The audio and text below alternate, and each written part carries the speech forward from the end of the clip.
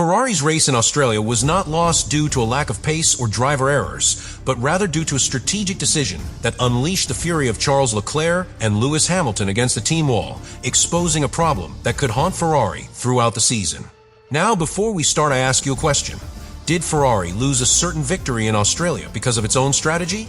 The Australian Grand Prix began with a very clear feeling within the paddock. Ferrari arrived with one of the most competitive cars of the weekend.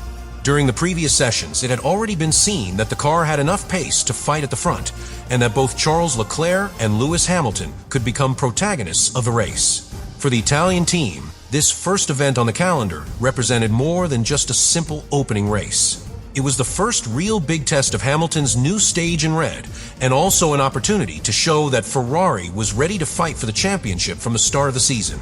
The expectation was enormous, both within the team and among the fans, because the combination of a competitive car and two elite drivers seemed the perfect formula to start the year strong. However, from the beginning it was clear that the race was not going to be easy. The conditions at Albert Park always force teams to make very precise strategic decisions. The urban circuit presents multiple unpredictable factors: constant traffic, changes of pace, and the possibility of neutralizations that can completely alter the initial planning. In these types of scenarios, communication between the pilot, track engineer, and strategists becomes absolutely critical. Every lap counts, every second can make a difference, and a decision made at the wrong time can ruin a race that seemed perfectly controlled. Ferrari knew perfectly well that this would be one of the great challenges of Sunday. During the first laps of the race, the situation seemed favorable for the Italian team. Charles Leclerc was in a very solid position at the front of the pack, while Lewis Hamilton maintained a competitive position that allowed him to put pressure on his direct rivals. The Ferrari's pace was consistent, and everything indicated that the team had the ability to control the development of the race if they executed the strategy correctly. At that moment, from the cockpit, both Leclerc and Hamilton could feel that they had in their hands the opportunity to fight for something big. The car responded, the balance seemed correct, and the tire management showed no alarming signs. In other words, Ferrari was exactly where it wanted to be at the start of the season. But in Formula One races rarely go exactly as planned. Just a few laps into the Grand Prix, one of those moments occurred that forces the teams to react in a matter of seconds. The virtual safety car appeared. This type of neutralization can completely change the course of a race because it drastically reduces the time lost when entering the pits. For strategists, it is a unique opportunity to execute a stop without sacrificing too many track positions. However, that strategic window is extremely brief. Teams must make decisions almost instantly, evaluating multiple variables at the same time: the position of their drivers, tire wear, potential traffic when returning to the track, and the strategy of rivals. At that crucial moment, the problem began to develop that would end up causing the frustration of the Ferrari drivers. While some teams reacted immediately to the opportunity offered by the virtual safety car, the Ferrari wall decided to keep both cars on the track. The logic behind that decision seemed clear in theory: preserve track position and extend the first stint with the confidence that the car's pace would allow control of the race later on. But that strategy involved taking an enormous risk. If the rivals decided to stop and the neutralization allowed them to do so with minimal loss of time, Ferrari could be trapped in a very complicated strategic situation.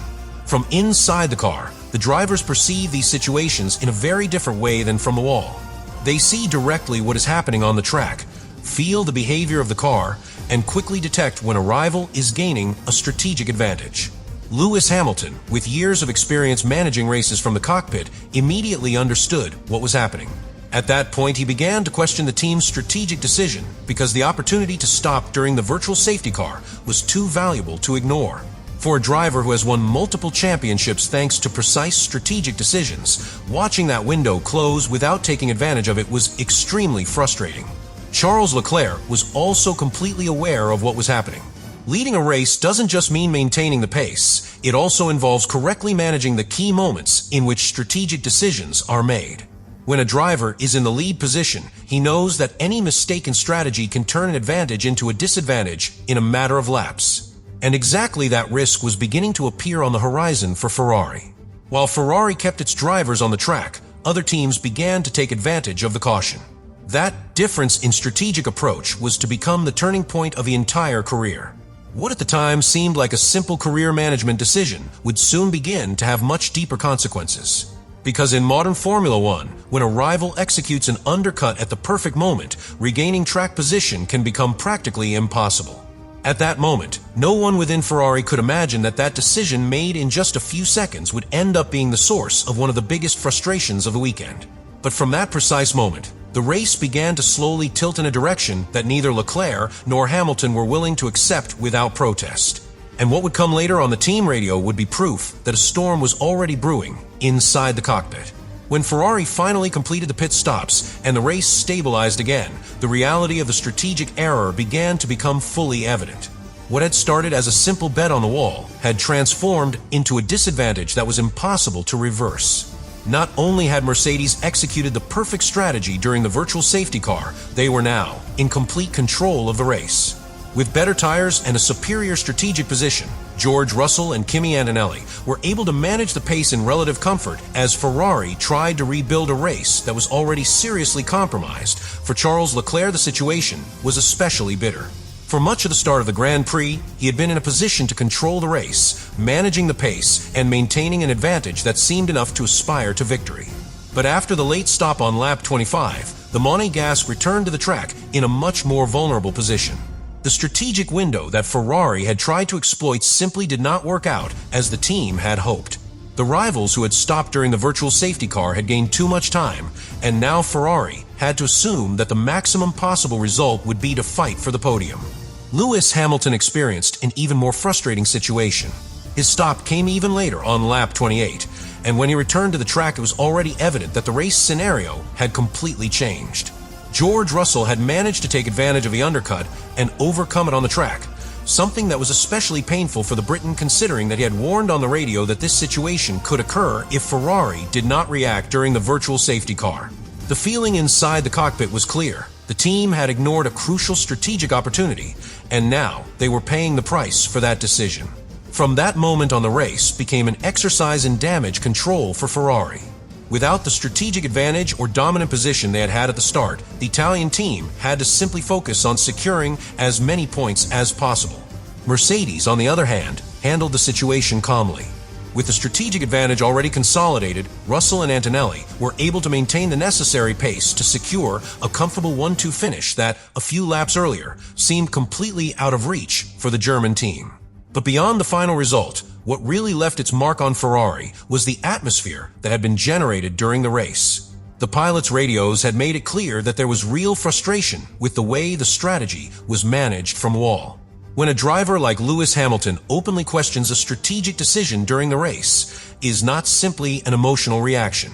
This is the signal that, from the cockpit, the driver perceives that the race is going in the wrong direction. In this case, Hamilton had correctly identified the risk involved in ignoring the virtual safety car opportunity. Charles Leclerc also finished the race with a similar feeling.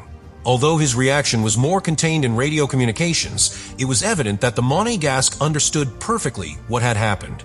Ferrari had the pace to fight for something much bigger in Melbourne. The car had shown competitiveness throughout the weekend, and the initial positions allowed us to imagine a scenario in which the team could control the race. However, a single strategic decision ended up completely changing the fate of the Grand Prix.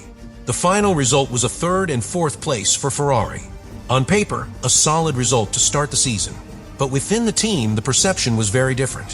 When a team knows it had the potential to win and ends up settling for the podium because of a strategic decision, the inevitable feeling is that of a lost opportunity. Mercedes had executed the perfect race at the key moment, while Ferrari once again faced a criticism that has accompanied the team for years: the difficulty in making correct strategic decisions under pressure. The Australian Grand Prix thus left an uncomfortable conclusion for Ferrari. The SF26 seemed to have the performance needed to compete at the front of the grid, but success in Formula One does not depend solely on having a fast car. Strategic execution, communication between pilots and the wall, and the ability to react at critical moments are equally important elements. In Melbourne, Ferrari failed precisely on that point. But beyond the final result, what was truly important was the reaction of the pilots. Lewis Hamilton expressed his frustration in the middle of the race, questioning a strategic decision that from the cockpit seemed clearly wrong.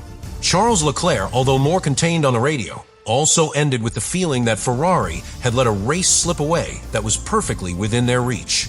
When two drivers of that level agree on the same diagnosis, The message within the team is impossible to ignore. Let me know in the comments what you think about all this.